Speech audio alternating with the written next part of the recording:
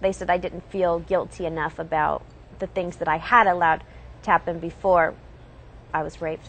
By the time the next week came around, and I couldn't believe what I had heard, and so I brought it up, which was a bad thing. You don't want to question anything that they've told you, or have any thoughts about that. And so I brought it up, saying I couldn't believe that you read me this scripture saying that it was my fault. And they said, oh, well, that wasn't to minimize what happened to you, but we were just making the point that this is how things should be. It's totally contradicting themselves, saying this wasn't minimizing what happened to you, but at the same time, this was your responsibility to do this. And I don't know how much of that you've seen in the watchtowers or how much that you know about, but as far as how they've changed that rule on the whole screaming thing several times. Well, I just talked to my mom just about a month or two ago about that very thing, because she always wants to say, this wasn't the society, Amy. These brothers made a mistake. These are just imperfect men, and they're doing the best that they could, and they just made a bad choice. And I said, that is so absolutely not true. They went right by Watchtower standards. I mean, they followed it by the book. This was how they were supposed to handle someone like me. And she said, oh, no, that's not true. And I said, yeah, it is. I said, it was just my bad luck that I got raped a bad year, because had it been 5 years or 10 years earlier, the same outcome wouldn't have happened. So it is. I mean, they've probably changed it about every 10 years or so, I'd say. It seems to me.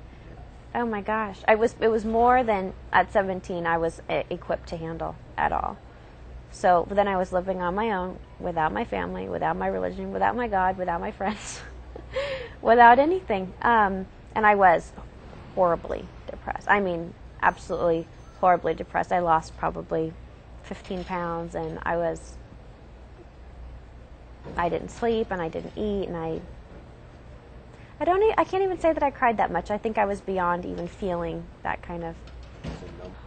Besides the fact that I really needed to work through how angry I was, not only at Jeff, but at my parents and at the elders, and for this whole religion. I mean, it was all I knew, and it was all I had, but yet it was the very thing that had hurt me the very most. So at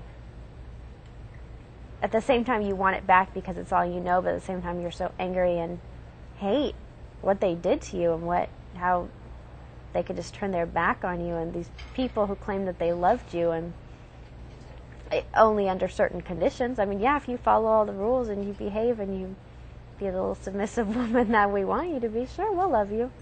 I was told that not to really bother praying anymore, because now that I was disfellowshipped, Jehovah wouldn't listen to my prayers. So not only had they taken away God, I mean, they took God away from me. They said, you don't talk to him because he's not going to listen to you. That to me was, I mean, they can take God away from you. I mean, nobody should ever be able to take that relationship away from you. And I went out to my car to clean it out, and I found this pamphlet, and I read it, and for the first time in my whole life, it was like literally like these witness goggles, like these blinds came off my, I saw clarity like I'd never seen it. It was a turning point. I'll never forget it for the rest of my life. It was that clear. Like, it's like I'd been living in this fog for the first 19 years of my life, and all of a sudden I just saw this for what it was.